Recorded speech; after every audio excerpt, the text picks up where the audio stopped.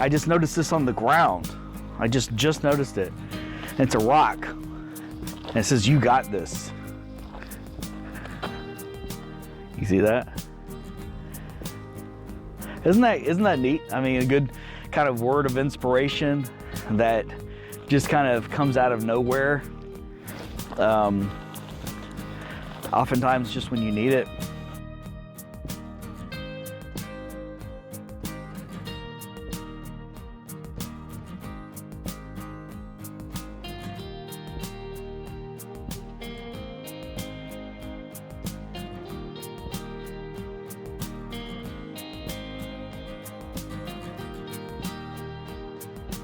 Hi folks, time for another video.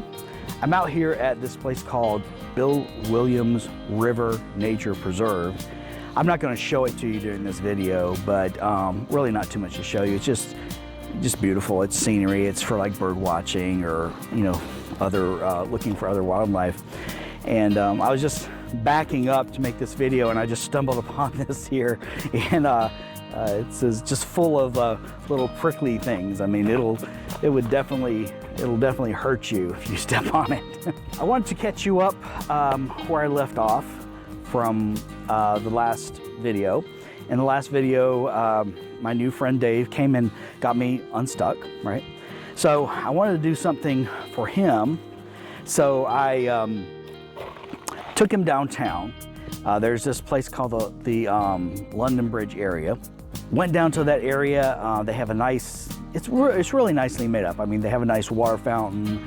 They have all kinds of things that say London on them because it's, the London Bridge is from London. Took a look around there. They have some restaurants. They have some gift shops. They have like ice cream places, just the normal tourist fare. Then we took a walk across the bridge. That bridge was in London, and it was purchased, and I think it might have been in the 70s, early 70s, but it was purchased and it was disassembled and shipped over here and put back together again as a tourist attraction in Lake Havasu City. So we walked across the bridge and took a look at that. One interesting thing I'll throw out is that, and I hate to show my ignorance, but I like being, honest with people. They have all these locks. Like when you first walk onto the bridge, it's like all these little padlocks, or key locks. And I didn't really know what that represented. I had not looked it up.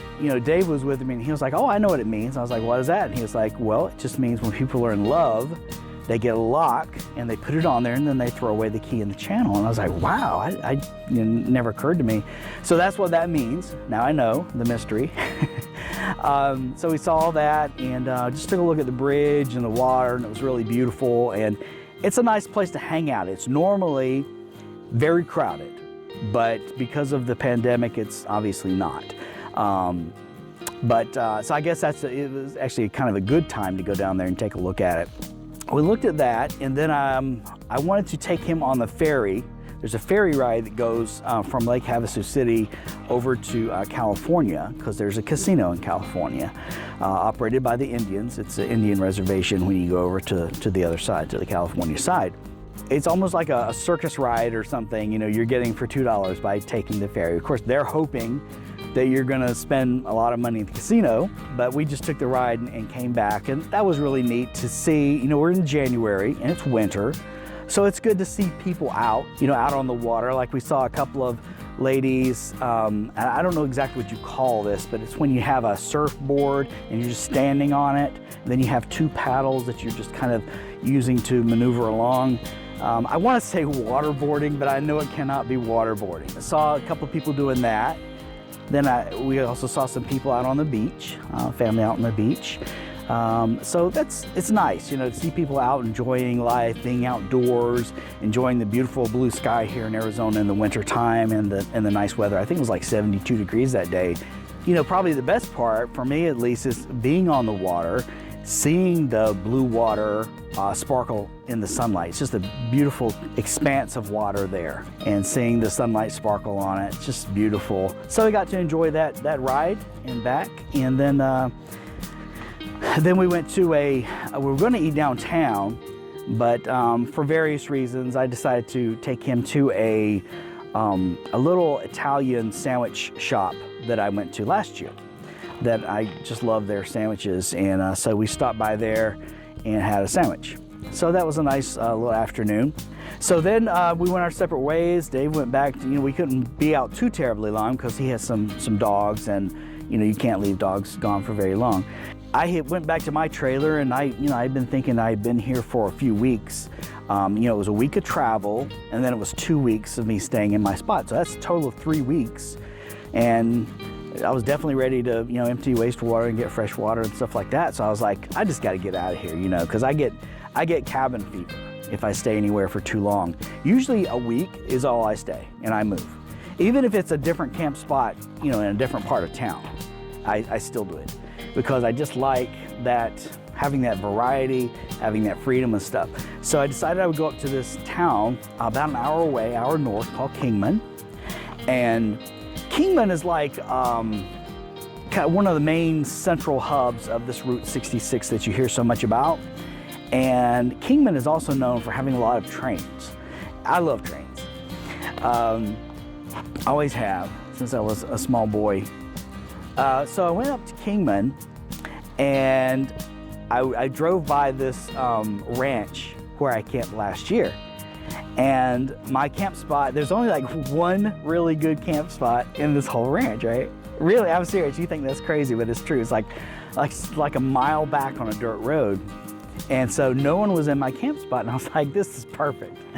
So I pulled into my camp spot in Kingman, and has these big, beautiful mountains, behind it.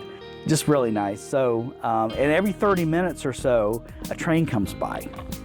And I like to fly my drone. It's almost like a contest to try to see if when I hear the rumble of the train coming, try to see if I can get the drone up in the air and fly it down there. It's like a mile away to the train track, and then fly it over the trains. And so it's kind of like a fun thing to do for me. And I always try to capture the trains at the most perfect time, like when the sun is setting and there's a shadow, that it puts by the train, so you can see as the train's moving, the shadow moving. I always think that looks so nice. So so I hung out there for like a day or so, got settled in, and then I decided I would go into downtown Kingman. I've never showed you that before in a video.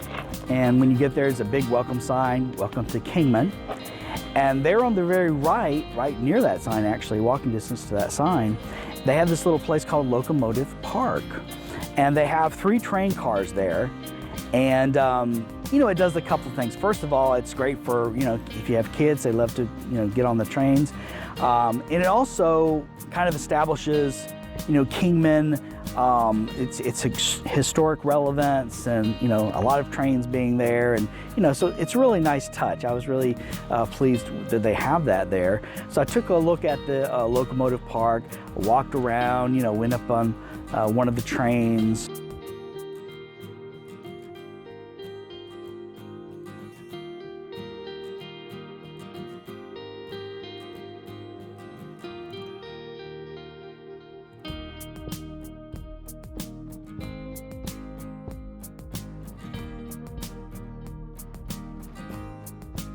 Since that's kind of a touristy area, right across the street, there's some little shops and stuff that would appeal to tourists. And the place directly across from it, I think it's called Thunder Road, is kind of I guess you could say a gift shop. It's a tourist attraction.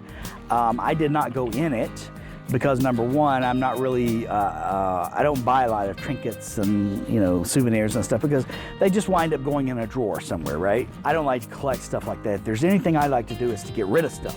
So I don't really go into gift shops too much. Plus we haven't been pandemic, and but just taking a look at the flags that they were flying and one of the signs that they had, I could tell that, how should we say, they were kind of a very conservative establishment.